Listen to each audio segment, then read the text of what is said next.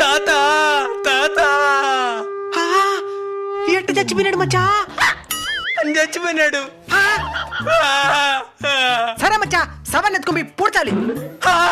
అయ్యో అయ్యో తాత తాత తాత.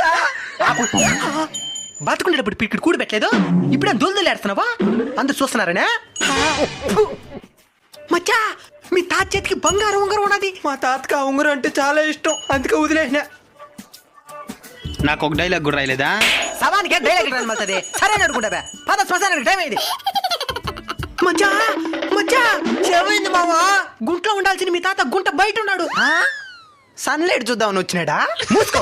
ఎవరో బంగారం కోసం బయటికి లాగే ఉంగరం తీసుకుని వదిలేస్తున్నారు. మీరు కూడా బంగారాన్ని వదిలేయద్దండి. మీరు ప్రేమతో వదిలేసిన దాని మీద చాలా మంది ఎదవులు కన్నేస్తుంటారు, ఎంతటికైనా తెగిస్తారు.